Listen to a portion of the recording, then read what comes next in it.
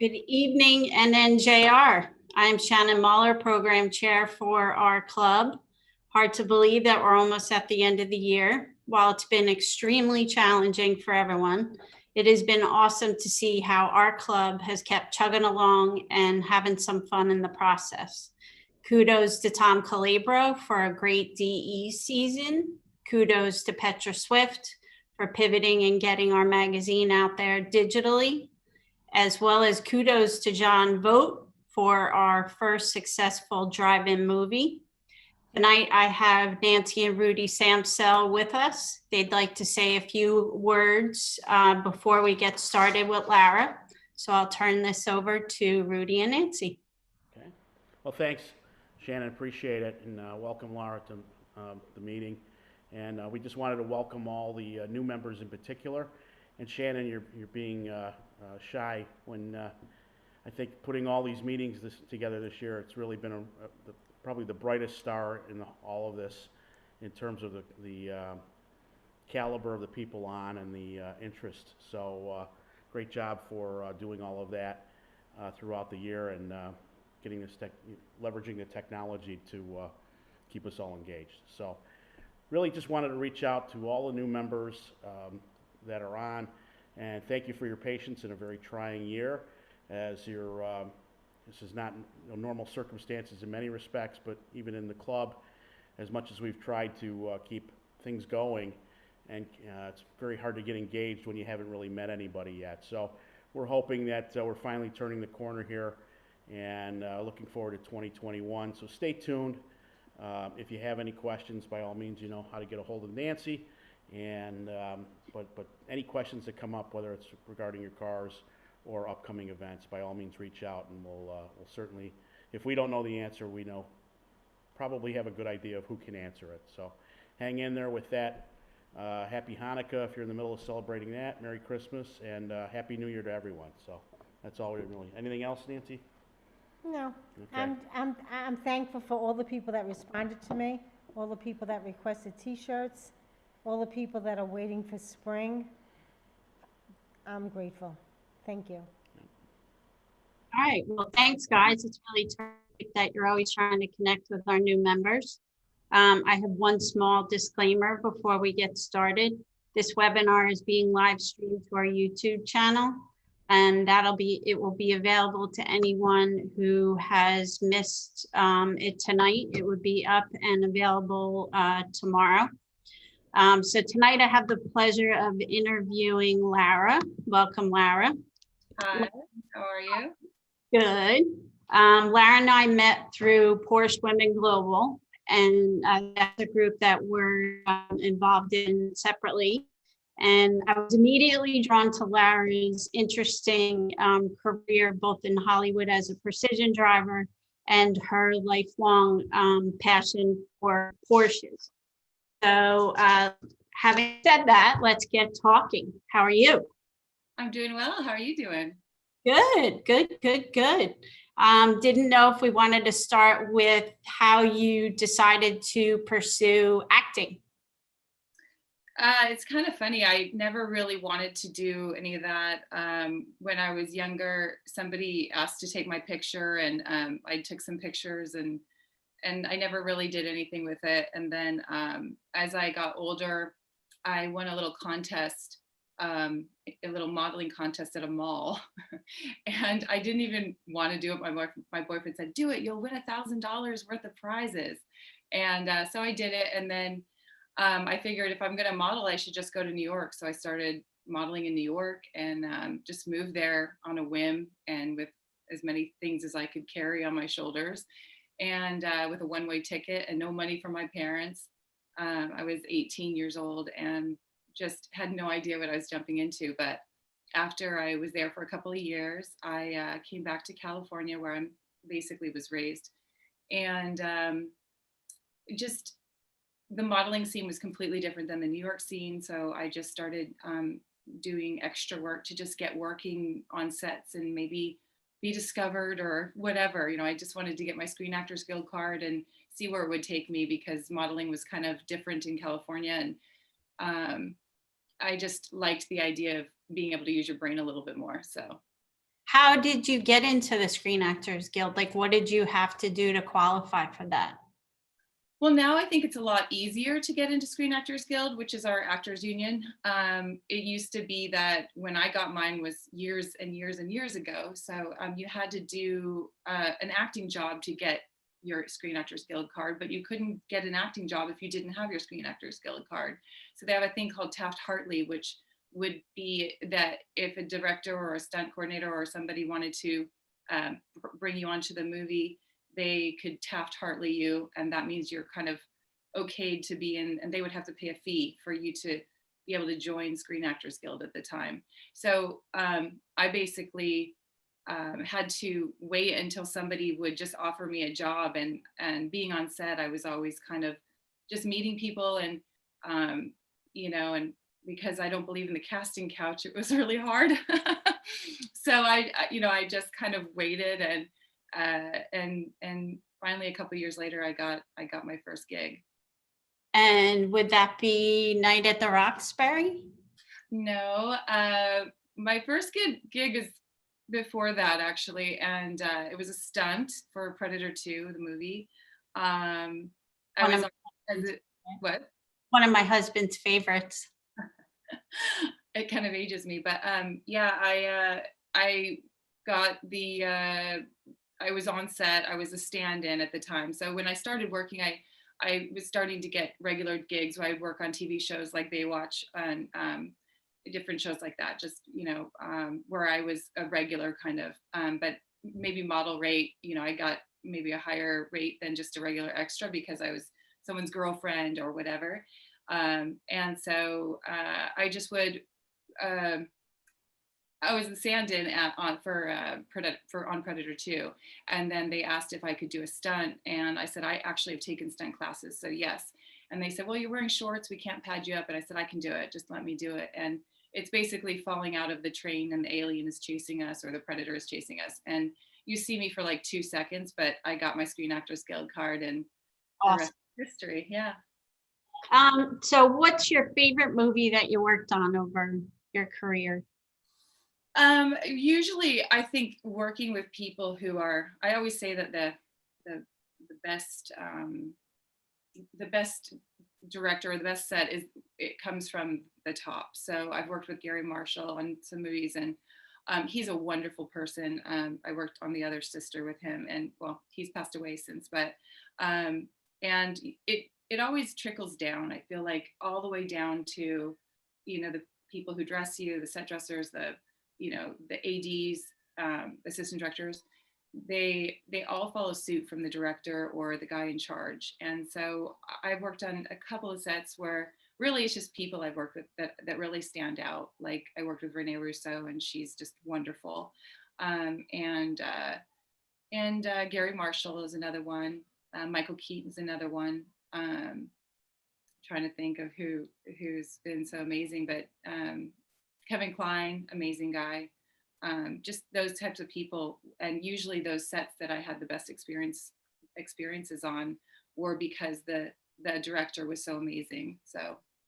And then how did you pivot and go into the precision driving? Like what kind of training did you have in order to score those gigs?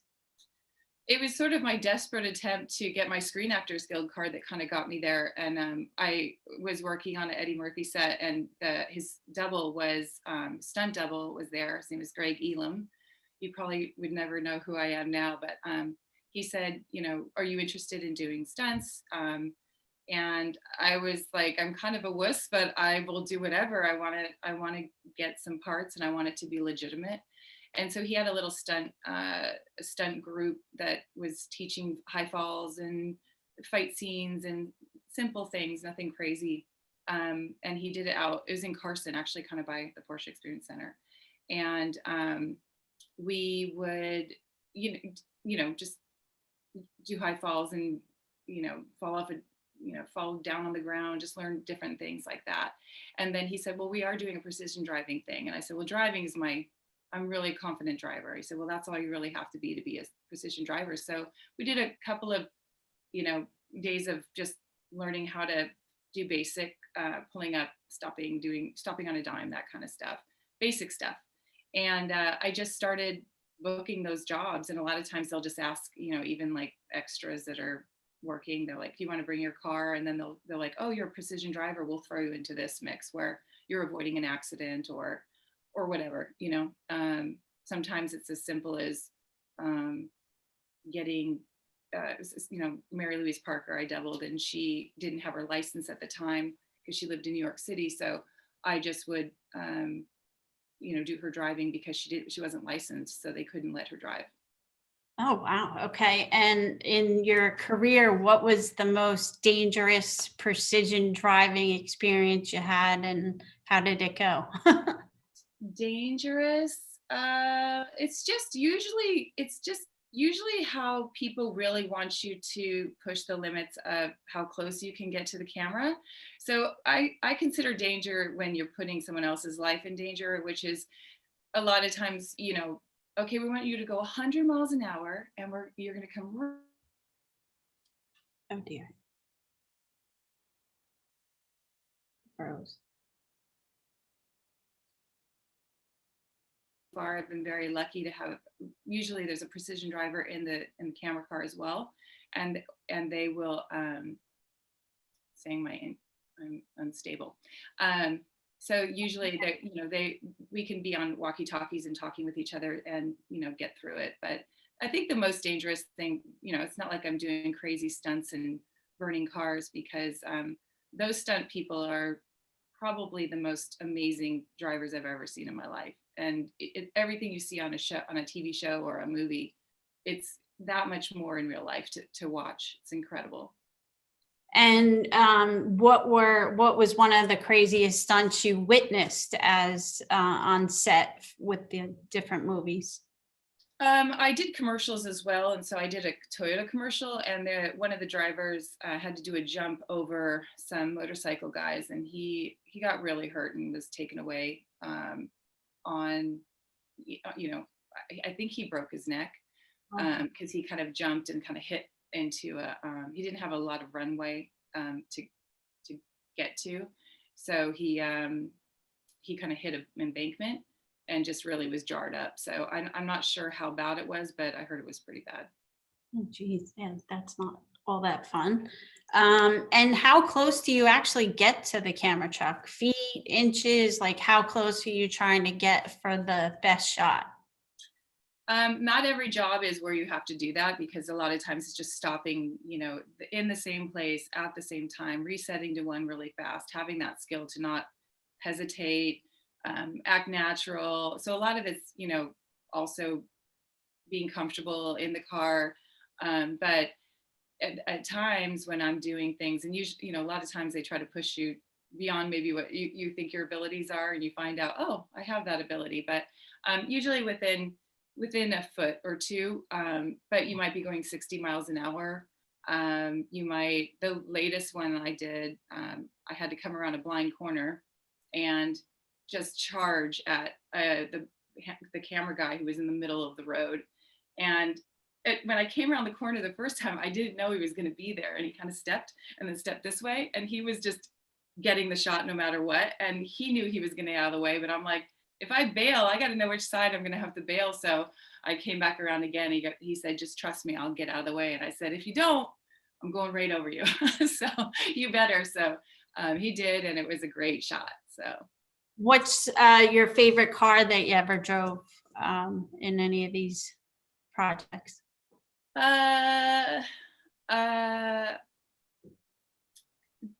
Competing brand. I've driven a Ferrari, really nice Ferrari. I've driven box trucks and Range Rovers and old 50s cars, which a lot of times will just have engine problems. Of course, all the classics will stall because you're in between shots just idling for a long time, and then there's always stuff like that happens. But some of the most challenging ones were just when I'm working with children, and maybe they're not very comfortable, and the mom is behind my seat on the floor hiding, giving her candy, you know, stuff like that. You told me about a project where you had to drive out to Palm Springs, and I believe it was 491 miles of actual shooting, but then you put in a 19-hour day. Could you tell us a little bit about that and what it was for? I can't tell what it's for because it's a competing brand, and so I've been asked not to, so I'm not going to. But it's a nice competing brand, and we actually, it was 491 miles in between scenes, and then I don't know, countless miles back and forth being shot. So it was a really, really fun shoot, a spirited shoot, very fun, very fast. We had a lot of places to cover. And you know, we were all over Southern California in 2 days, and it was the most challenging and the most exciting job probably to date. And I just did it last month, so it's been great to kind of get back into the saddle of doing it, because I haven't really been doing precision driving for years now, and I've now been getting jobs, which has been really great just to be back. How many chances do you get to do a scene? As long as it takes to get the scene. I mean, some directors are relentless, and sometimes it's just 1 or 2 shots. So a lot of times it's just driving and just trying to get the light. It just depends on the light, and then if you get tired, you know, I feel like it gets kind of dangerous. So at the 19th hour of my last job, I was kind of like, I have an hour to drive home after this. This is probably not a good idea to continue, but we got that enough and more. But I think they'll work you until you just literally collapse. So And did you do most of your work in stock cars, and are the airbags on when you are shooting? yeah, I mean, there's airbags always in the cars I've used, other than the box truck I used. So yeah, usually it's not too high speed. A lot of it's just driving into the shot, doubling an actress who might be doing A roll and you're doing B roll for her. There's a lot of that goes on. So sometimes, you know, I'm cheaper than Julia Roberts, for example. So she might be working somewhere else, and instead of having her do a swipe where she's driving, I'll do it for her. Wow, that's really interesting. I also have a question. What is your dream Porsche? I know that we already talked about it, so I'll let you. My dream Porsche? Yes. I want a convertible Turbo S, and everyone gets mad at me about it being a convertible, but I live in California, so, and I used to have a convertible and I loved it. So I would love a convertible, just the top of the top convertible, which would be a Turbo S for me. Could you tell us a little bit about how you hosted the California Festival of Speed? Yeah, actually, Lorena from Women in Porsche had posted a question on her Instagram, and I just answered it like how it usually just goes to the person. And she posted my answer, which was, what would your dream job be? Which is to be a talk show host, because I think it would be amazing to interview a bunch of people. And she posted it, and I was like, oh man. And then 4 minutes later, I get a call from Mariana Small from Porsche Club LA. And she said, do you really want to be a talk show host? And I said, yeah. What are you offering? And she said, well, you know, California Festival of Speed this year was virtual. And so she just was asking if I could interview as many people as I could interview. And I said, I'll be your Huckleberry, I'll do it. So I did, and it was an amazing experience. And who is your favorite interview? All of them. I really, my first choice, just out of wondering about him, was Jeff Zwart, who is a Pikes Peak champion. He's a collector of cars. He lives in my neighborhood, actually. And I'd met him a couple times at Porsche Experience Center and at Cars and Coffee. And I found him really interesting. And I had no idea of his background, because I'm kind of new to the Instagram game. And you have 35,000 followers. You're not new to the game. I'm very new to the game. And so somebody said, oh, that's Zwart over there. And I followed him. And I just couldn't get over how amazing his pictures were. And, you know, he just seemed like this simple, nice guy, and he put up these amazing pictures, and I looked him up. I was like, what's this guy's deal? You know, and I told him that when I met him. I was like, I had to look you up. I was like, how is this guy getting these great shots? And apparently he's, you know, been doing the advertising for Porsche for 35 some odd years, and BMW and all these different brands. So some things were airplanes and all sorts of stuff. He's an incredible guy, and he was just a really good. I couldn't believe he had. I think because of COVID, I got lucky and people allowed me to interview them. So I was kind of. It was my first interviews ever, so it was really fun. Well, I know half the people I got is because of COVID, not you, but it has made people available for sure. I did get another question. Were there airbags in the 1950s car that you drove? I guess not. No, there wouldn't be. There wouldn't have been. They wouldn't have happened. No. And usually it's just you're driving it slow and stopping, and sometimes you have a baby in the car or a kid in the car, so they need a precision driver. They just don't want a random person driving. So they just want to know that you're skilled and that you're not going to crash with the kid in the car. And did you ever get to drive any Porsches for any of this kind of work, or was it always something else?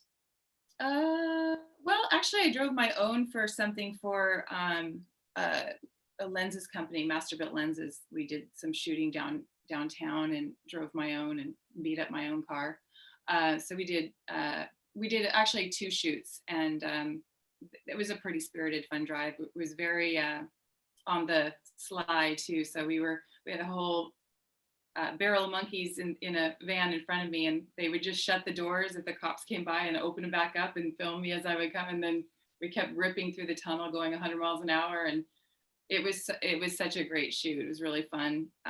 Again, really long hours, getting home at 3 o'clock in the morning. What's the fastest you were ever trying to chase the camera truck for? I mean, just really around 100 miles an hour, probably. Okay. If you're coming up on someone, you want to be able to stop in time too. So I err on the side of safety, because I really, that crosses over into stunt driving instead of just precision driving. So 100 miles an hour, just kind of burning out and taking off and getting through the shot. And my last director was like, okay. Mm-hmm. And I'm like, oh my God, I have floored this 600 horsepower car. And he'd be like, okay, even faster. I'm like, oh my God, what does he want from me? So.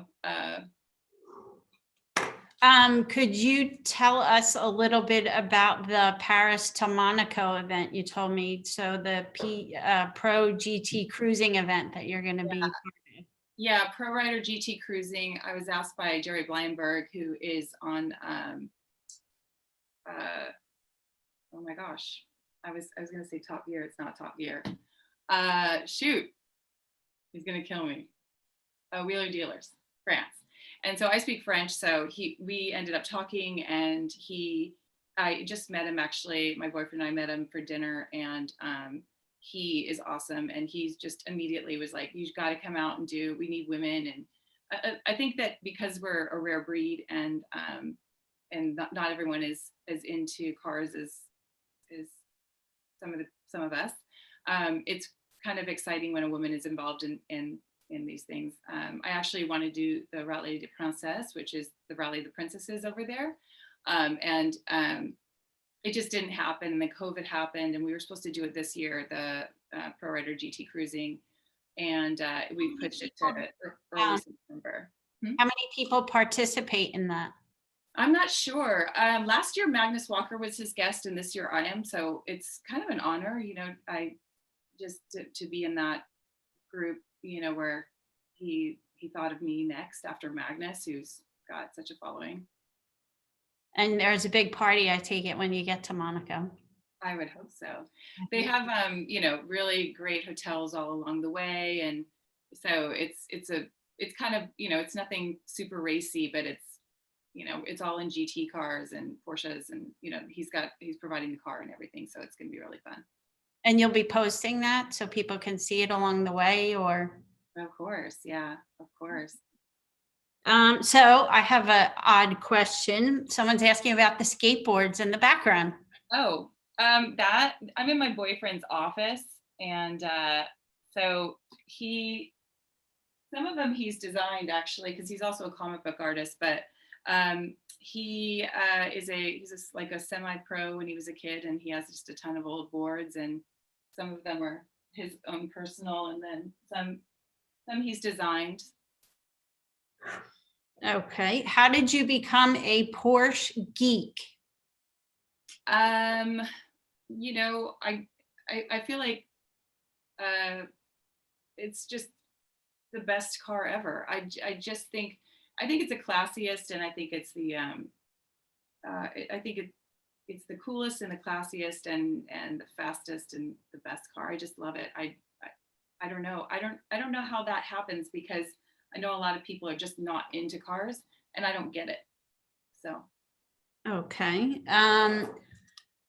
Besides the PCH, which is one of your cruising places, and you do those great videos from, what do you think about the windy roads like GMR? GMR, what's that? GMR. That's a good question. Okay. I thought you'd know the answer to that. I don't even know what that is. Okay. What do you like most about Porsches than you find other cars you have missed driving? What do I like more about Porsches? Right. Well, I think you know, like I always say that cars have a personality, and I feel like Porsche has a personality that is better than others. And I feel like, you know, living in California, it's a constant car show everywhere I drive, driving down PCH or driving anywhere, you're always seeing crazy cars. So there's always a personality. The people almost look alike, you know. So I feel like, you know, there's other cars, like I like Ferrari as well, but I kind of tend to like the older ones, like Aston Martin, Ferrari, the more like the DB5s, that kind of thing. Okay. Could you tell us a little bit about your 930? It's amazing. I sort of inherited it through my relationship, but we bonded on our love for Porsche. It was on our first date. We talked about what our favorite cars were and pulled out our racing licenses and stuff like that. And he jokingly, he was like, "This is going to work out just fine," because it's pretty rare to find that you kind of have the same taste in cars. And to me, it's over my home or over clothing or handbags. I mean, a car, you know, it tells you about that person, I feel. And it's kind of stupid to say that, but I do think that there is that, if you love cars, you know, you kind of can tell about people in their car choices. Gotcha. Could you tell us how often you're going to Cars and Coffee on the scene out there? I've been going more now because of the Instagram and just meeting up with people. And now I have friends, and they're asking me to come, or, you know, we're meeting up and going to brunch after. So I've been going probably every other weekend. But there's events here year round, probably 2 to 3 events at minimum. Like last weekend, there was like 4 toy drives, and there was a Ferrari event, there was a Cars and Coffee in Malibu, and then there's a Cars and Coffee down here, and it's nonstop here. So if you went every day, you'd really get sick of it. Why do you prefer your 69 911T to drive as opposed to your 930? I don't actually. It's just 2 different personalities. Again, you know, there's one that, you know, they're both showstoppers. I think they're really just great cars. The color of the 911T is just amazing. It's just a different experience. You know, there's no comparison to the two, which is why I actually want to get a newer car, just because I want to have the comfort of a newer car as well, with air conditioning and all that.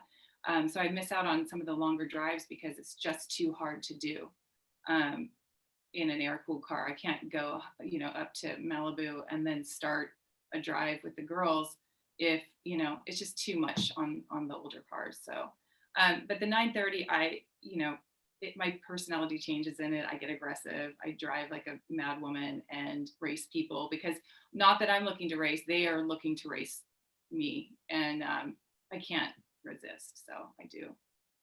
Do you do track days? Not really. No. I want to, and I actually want to hone some skills. I want to really get very, very good at drifting, because I think I can do drifting on dirt, no problem, and correcting and doing that kind of stuff. But I really want to I want to be going 100 miles an hour drifting around a track. So I maybe someone will invite me. I would like to do it. I don't want to do my tires though. You can do it with accelerating change if they do an event.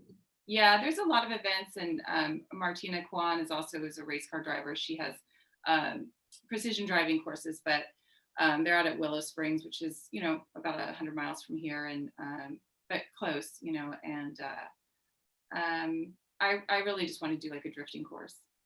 Okay. Sorry, did you participate? No, we already answered that. Did you meet Ryan Reynolds? No, that's a funny question. No, I have not met Ryan Reynolds. Let's see, what's the next one? Sorry. What types of things would you like to see change in the future of women in automotive, Facets and Porsches?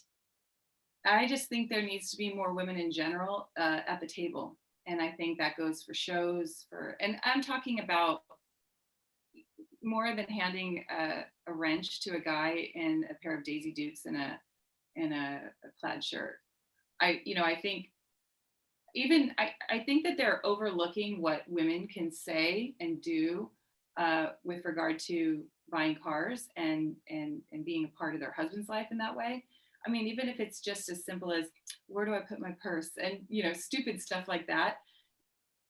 Bring them to the table, invite them in, make them a part of the conversation, not obviously only talk about that, but there has to be some sort of, like, there's not enough women at the table, at all the podcasts, on the shows, just talking about and reviewing cars. You want to tell us about one of your purchase experiences that you had? I think everyone knows this stupid story, but when I went to buy my 911, I walked in, I was ready to buy.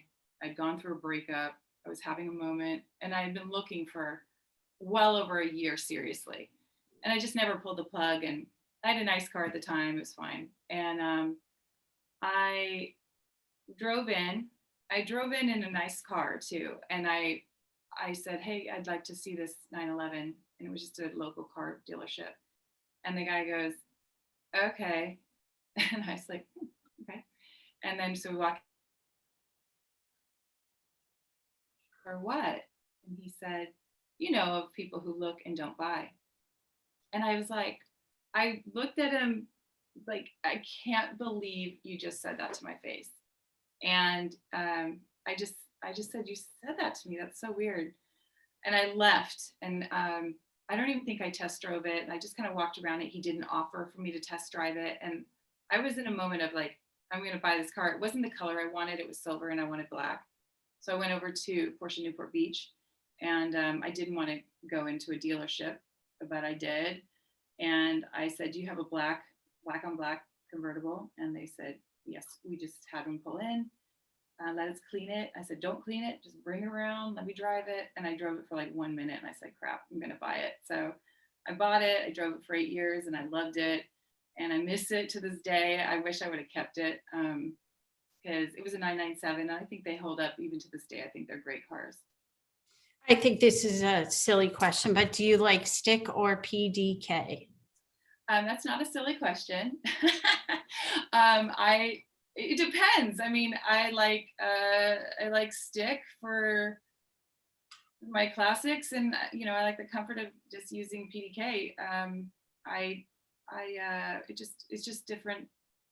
It's entirely different situation, you know. But for comfort and ease and all that, you know, sometimes it's nice not to have to drive a stick, especially in California with all the traffic. Could you tell us a little bit about the Christophorus article that you were interviewed for, how it came to be, how long did it take to actually get published, and what was your favorite part of doing it?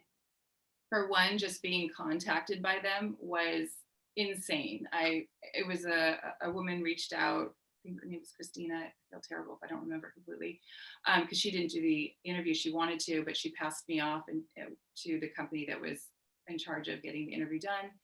And I couldn't believe they wanted to talk to me. I'm like, why do you want to even talk to me? I want to talk to you. And so they reached out and put a team together, and they spent 2 days with me and drove around with me and took pictures. The photographer was Lindbergh, and the author was Kirsten Zelm, who's a German writer and speaks perfect English as well. And it took about, I think it's about 3 or 4 months before they have to translate it into a bunch of languages. So it takes a while, and sometimes the translations are a little funny, but you know, just because it's not exactly what I said, but you know, but they do a great job. But so they did the translation, and then it came out in October of this year. And what happened when the article hit the scene? Well, Porsche posted about it, so of course I got 2,000 followers overnight, and it just really boosted my engagement. I was already getting a good amount of people signing on and following me and all that, but when I woke up, I thought I'd only gotten a couple, but it was 1,000 and a couple. And then throughout the day and the next couple of days, I got 2,000 the first day. I got 400 or 500 the next day. It was pretty insane. It just shows how much power they have. And did you also get other leads on other jobs, interviews, things like that, or? Yeah, I think it's put me a little bit on the map as far as people wanting to work with me and do things with me. So that's been really great. I mean, there's no better endorsement than Porsche themselves reaching out and wanting to do a story on you. So it was really great. What do you think of the Taycan? I love it. I haven't driven it. I've sat in it at the Porsche Experience Center. I would love a smaller version of it, because around here, I've always had Priuses as well, just to be able to drive up to LA, because I drive a lot. So I was driving at 1.2 thousand miles a month, so I needed to be in the carpool lane to save time between clients. And so I always had a Prius or a Chevy Volt or something that could get into the carpool lane. And I would love to see like a smaller version of the Taycan, kind of like they have the Lexus, no, the Tesla 3. Okay. And you mentioned you're potentially looking for a newer Porsche. Would you consider a 991.2 Carrera since you currently own the original? I would absolutely. I actually like the 9912 better than the 992. I don't want to say this out loud, but I don't really like that's why I like the turbo. I think the tail looks better. I don't like the fairing thing that comes up. I don't like the shape of it being round. So I really like the 991 look. It's better to me. Okay. And have you already driven the Taycan Turbo S, and did you like it? No, I wish. No, I hope to, actually. What is your current daily driver? I have a Macan S that I've been driving to and from work with. Okay. And what is your favorite drive when you just need to get out of your head and take some time to yourself? It's funny, I've always driven when I feel stressed, or I always get in the car. It's just a release, put the music on, that kind of thing. And I mean, I live right off of PCH, so it's right there, and there's no shortage of beautiful sunsets and that kind of thing, palm trees and lights, and it's just really home. But I could drive across country, and I just love discovering all sorts of different places. So I would just say PCH because it's so close and it's so beautiful.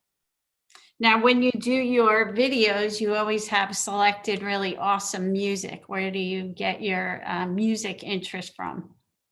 It's funny, I never play music at the house ever. And only when people are over, I'll play some music in the background. And I play music obviously in the car, but even lately I've been more listening to news.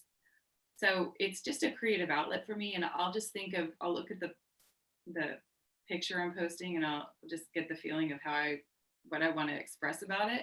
And I'll just search words, if something looks wild, I'll look up wild and it'll show Born to Be Wild. I'll play it. Not that, I'll just go down and I just wait until it matches the picture. How long does it take you once you've done it to actually just get it out there? Oh, like a minute or 10 minutes, just kind of searching and enjoying the search for good music. You told me about a drive you took up and you were near the Hollywood sign and you had to rescue two tourists. I think you said, I'm not sure if you could tell me about that again. Rescue two tourists? You had gone up to the Hollywood sign and there were two people that needed a ride. Yeah, tourists. Yeah. There was just two people trying to get to the Hollywood sign and I just, put them in my car and drove them. I just said, please don't kill me. They were from Germany actually. And I just drove them off the mountain because they were way up into the hill and they were not going to get back anytime soon. Gotcha. Do you drive motorcycles? I have. My ex was a big motorcyclist. So I've been around them quite a lot. And I used to follow World GP and I did a lot of, watched a lot of races up at Willow Springs with him. He used to race. So I really got into it for a minute and I'm just not really into it now. Pretty dangerous. So I'm going to read a little one that's a little bit long. Turbo S is a really nice car, but maybe a Targa would be a very good option. Almost the same performance, optional roof or not, and lots of $1,000 less than a Turbo S. Well, yeah, a lot of things are thousands of dollars less than a Turbo S. So it's just a dream car, obviously. I'm not stuck on that, but that would be the ideal if I had no monetary limits, which I do. But the Targas are beautiful, and especially when they came out, the new ones they blew me away, and I love them. But I really enjoy the full convertible experience. Okay. And do you like electric cars, and what was your favorite one? I do like electric cars, and you're going to be shocked at my favorite one that I've driven. I mean, obviously Tesla's got some great ones, but personally, the ones I've owned, I had a little Chevy Volt, and I swear to God, I did not want to get it, and it was the best little car ever. I would go to the mountains in it, throw my skis in it. I didn't care. It was a lease, and it was such a great car. I could almost sell them. Wow. Okay. Another question. Have you driven a Carrera T? If so, does it have a similar feeling to your 911 T? A Carrera T? I haven't, no. Okay. Let's see, what was the next one? Oh, you mentioned you just bought a new car. I believe it was a Cadillac. Would you like to tell us a little bit about that? Well, not many people know I have children, but I have a son who just got his license. And because I have so many car people in my life that flip cars and do, have that kind of stuff going on, I actually just bought this car for $3,000 and it had 58,000 original miles on it. So I thought it was a really good deal, and it's a giant boat of a car.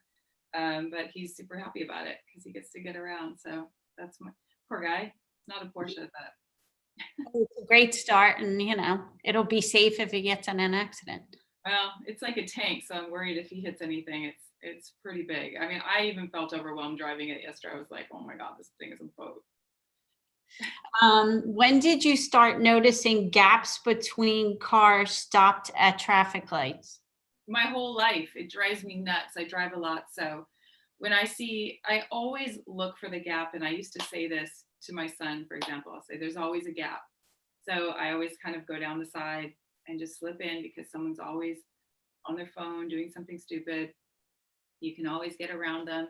So I always say, you always look for the gap. There's always a gap. And that's where Gap Police actually came about, because I would sit there and I'd go, I'll take a picture of that. That's crazy. There's 4 car lengths beside me and they're not pulling up. This is crazy. So I would just make funny videos about it. Have you gotten lots of speeding tickets over the years? I have gotten a lot of speeding tickets. Before I was 21, I think I had over 20. Another thing we have in common. What? Another thing we have in common. Yeah. The day I got my license, my old car the needle used to bounce at the 90-mile-an-hour thing. I drove like a bat out of hell the day I got my license, and my mom completely trusted me as a driver, which is insane. I drove like a lunatic, and obviously I've learned to not drive like that way and to be a little more respectful of people on the road that might be nervous around, even if you feel like you're in control. But I have a way of getting out of tickets, and I've gotten out of 7 or 8 in the last 10 years. Gotcha. Record. Yeah, I unfortunately get the tickets because I can't necessarily be nice, unfortunately, but No, I get the ticket. They give me the ticket. I feel like I used to get out of it when I was younger, but there's an age you get to where they're like, no, miss, you're paying the ticket. So I have a way of, I'll tell you after how to get out. Your favorite driving roads? I think we covered that, but do you have favorite roads outside of Cali, up in Northern California? I mean, PCH is an ever-changing road. So up there going up toward Laguna Seca, which is a track here through Big Sur, is beautiful. It's totally different than down here. Going through Laguna is like going through Positano in Italy. But I just recently worked on at Box Canyon. It's out past Palm Springs here, and it is a stunning road. And we did it at dawn, so it was just, the light was amazing, and the hills are just beautiful. So if anyone wants to, just look up Box Canyon on Google Maps and just go there and look around. It's insane. I know you spent a lot of time in Europe when you were younger. Can you tell me about any road trips you took that were very memorable? Oh, I have a good one, actually. I did not expect this question either. My first, not my first boyfriend, my second boyfriend had his friend was a rich kid, and he was probably 25, and he had an F40. His name was Lucio, and he lived in Italy, or he had a place in Florence. And so we drove from Saint-Tropez. I was in a Peugeot, and with Lucio's wife, who was my age as well. I was 21, I was 25, and she was 23. And so Lucio might have been like 25 or 6 or something like that, with an F40. And they got to Florence, I want to say 5 hours before us. It was insane. They just straight lined it, and the engine gets really hot. They were sweating. They had to drink gallons of water. It was insane. Okay. And what was you told me about your trip when you were in Saint-Tropez. What kind of cars would you be driving when you were on your personal vacation trips? Little Peugeot 205s, and there was one year we had a little BMW Z1, which was really cool because the doors kind of go down into the body, and so it was kind of a little 007 car. It was cute. I actually just saw one at Cars in the Canyon. Bruce Brown had an event, and there was a Z1 there, and it's just a European car. It never came over here, but there was one here, so it was really great to see it. What was your favorite road trip you ever took, and where was it? I have to say, well, I mean, I've been on some really good ones, up to Cortina from Florence with my friend. It was my best friend's husband was Lucio, and we would drive, from Florence to Cortina, which was stunning. But recently, Italy is my most favorite country. I speak French, but I want to go to Italy and I want to live there. I've been going this year I was supposed to go again, but COVID hit, and but the year before I went twice and drove all over Italy, through Tuscany, through the Amalfi Coast, and just every inch of Italy to me is the best drive ever. Well, yeah, actually, Italy was my favorite place of all my world travels. When you go up the PCA, do you ever stop at Nepanthe? Nepanthe? Yeah, the restaurant. Nepanthe? Neptune? Still there. Neptune. Nepenthe.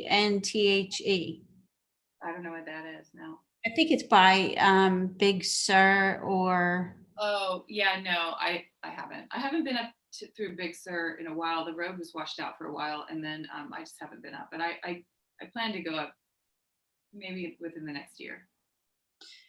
Ideas on how PCA could attract more women drivers. Well, I think they are, and like Mariana Small is the president of Porsche Club LA. I actually joined Porsche Club LA because she was in charge, and she was so instrumental in getting me. She got me in Automobile magazine. She's just an amazing woman, and she also does Accelerating Change, which so there's just a lot of things kind of sprouting out of Instagram right now. I feel like we're in a little growth period of women there's a lot of groups going on right now of women, and so I think it's good, and I think Porsche clubs are noticing, and like you doing this interview, having a woman instead of always a man, it's nice. Before the end of the year, I told you so. I sized you up as soon as I was on that Zoom call. Oh, that's so sweet. Okay, here's another one, a little bit wordy. I like the 991.2 model better than the 9922. Don't like the cheap sense of the interiors from the new 992, not to mention the razor machine look of the shifter. My God, ugly. You agree with that? Some people agree that they prefer the 9912 over the 992. I do have to say, having driven a 997 and then getting into a 992, it just seems so much bigger, and it drives so much more like a truck, if I can say that. I feel like the 997, the hips of it, the shape of it, everything was just right, and I also love, like, it took me a while, but I actually really love the 993 now. And I just think that I wish they'd go back to being a little smaller, not obviously as small as my cars, but I liked the size of the 997. I felt like I was really part of the road with driving that. Okay. 959 Carrera GT or 918 Spider, and why? Oh man. Well, can I take all three? The 918 I haven't driven, but my boyfriend has, and he says it's by far just a ridiculous car. Like it blows every door of anything. But I mean, the 959, I remember loving that car, wanting that car. It was just the ideal a long time ago, dating myself again. And the GT, they like to spin out, so I'm going to pass on that one, but I do love that car. It's a beautiful car. Okay. What was my last set of questions? So as you spoke about earlier, you were in Automotive magazine. What was the article about, and how did that come to you? Mariana turned you on to that? Automobile magazine, and it was about women drivers, and it's called Lady Driven or something. It was done by Eleanor Segura, who's another woman who really fought for us to be in the magazine, and she wrote a beautiful story on all of us, and we all became friends and hung out and met at Pekla and had lunch, and it was a really great thing where we all came together and got to know each other, and it was cool. So it was just nice that it was written by a woman, had a woman's perspective, and she photographed the pictures as well, and they're some of my favorite photos of me. She did an amazing job, and we found out that the readership on it was, a good weekend, maybe it's 40,000 or whatever. It was like 250,000. So people did respond to women being in a magazine. Obviously, women in magazines is common, but about driving and cars and that kind of thing, it really got a response. So hopefully those automotive guys will take notice that we are out here and that we can inspire other women to be driving as well. Could you tell me a little bit about PECLA? A lot of people probably don't know much about that. So PECLA is Porsche Experience Center LA. I've actually become friends with Jen, who is one of the general managers over there. They have Porsche North America, so they have race cars in there. Eric Skurmans handles that. It's just a beautiful facility, and they have a development track. They don't call it a racetrack, they call it a development track. And I actually interviewed her, so there's an interview out there of me with Jen. We're friends as well, so I learned a lot about Porsche Experience Center, and they also have a beautiful, amazing restaurant called Restaurant 917, named after the 917, of course, and it's top notch. It's not just regular food. You can bring your wife on your anniversary dinner there, so it's kind of good business on their part. But now during COVID, now that they have COVID restrictions and all that, but they are allowing people to bring their own cars and drive them as long as they have airbags and all that to work on the development track and learn how to drift and handle slip conditions. They have a kick plate that lets people slide around, so it's pretty cool. And what events? I mean, I was lucky enough to do an event with Accelerating Change. Have you done any of their events? And maybe you could just mention Christina, how she, is the CEO, and what you think of their organization right now. Well, I know about it through Mariana. Mariana's a really good friend of mine now. And so we're working on some projects together, and she is probably the busiest person in automotive anything at this moment. Oh, I agree. And she doesn't stop. She's just the most amazing. And then even I'll go to PECLA and she's checking people in. She just donates her time. She's amazing. Yeah. So I met Christina through her, but I really don't know Christina that well. Just that she's a race car driver. I listened to her give a speech out at Willow Springs. I went out to support Mariana because she was doing this event, and it was during Lit Week last year, where everyone opens their garages and you can come and see Rod Emery's garage, and you can see California Porsches and European collectibles. You can see all sorts of different places. So it's all over California, and I drove up there, which is pretty far, but I drove up there just to support Mariana because I love her so much. And the event was amazing. Girls were having a blast getting on the track and learning how to race, and having an actual race car driver telling them what to do. It was a really cool event. Okay. Well, we may start to wrap things up here, but I would love to hear about your future plans. If you could tell us any deals that you have in the works, no names, of course. Oh, I'll give names. Can I? Sure, of course. Well, currently, I'm working with Redestein Tires, and I'm really excited about a collaboration with them because obviously tires are great, but I mean, I'm so pleased with working with them because they're not only awesome people to work with, but the tires are awesome as well. And so I'll have them on my car very soon, and I'll be doing a lot of posts, so stay tuned for that. I also have a coffee coming out with Blue Coffee, which is spelled BLEU. And I think some of those people might be on their group, might be watching, hopefully.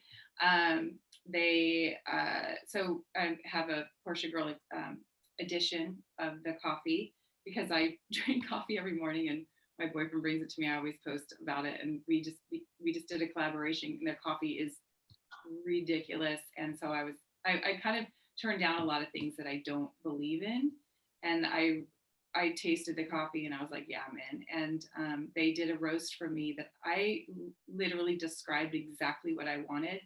And it is exactly what I asked for. So the bags will have my 930 on it and TPG and that Porsche Girl edition. So it's kind of not really a limited edition because we're kind of just collaborating together and we're going forward and doing some events. And hopefully I'll be coming out to the East Coast.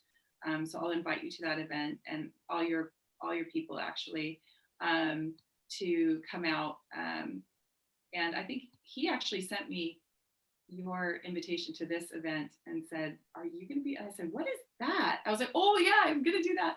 At first I didn't see your name on it. So I was like, what is NJJ? And I was like, oh yes. That's I'm going to be in that. So I'm working with them. I have that Porsche gear, which is clothing that is all Porsche inspired, but it's by an artist called Gary Schechner. He approached me and asked me to send the picture of my gauges. And I said, I want to make this into a t-shirt. And it spawned this amazing collaborative endeavor where I edit, I keep it honed as to exactly what I want for my, without breaking rules with Porsche. We just have artist renderings of the gauges of different cars. And so it's thatPorscheGear.com, and it's been really successful. We've been really excited about it. So that's been going on. I don't want to forget anything. REC watches I've been working with. I hope I don't forget anyone. Someone's gonna be mad. I've been trying to think. I'm on the spot. I didn't write everything down. But yeah. Very busy. Yes. So if and when you come to Jersey, would you be willing to do a drive and meet with some of our folks in the club? Absolutely. I want to actually, hopefully I want this to be my career where I get to travel and go and see everyone and be a part of the Porsche community and, but everywhere worldwide, do drives, I would love to be on the road and have this be my everyday job. Well, I feel like, you've been a new friend that I made through this whole process. And I really want to thank you for your time tonight. It flew by. And I'm hoping, you and I get to do some stuff together going forward and keep us updated on your Instagram. And I'm sure you're going to get some more followers after the interview. And please share it with your group or your Instagram. And yeah, we'll get together again soon. Thank you so much for having me. I appreciate it. Okay, great. Good night. Night. Thanks, everybody. Done.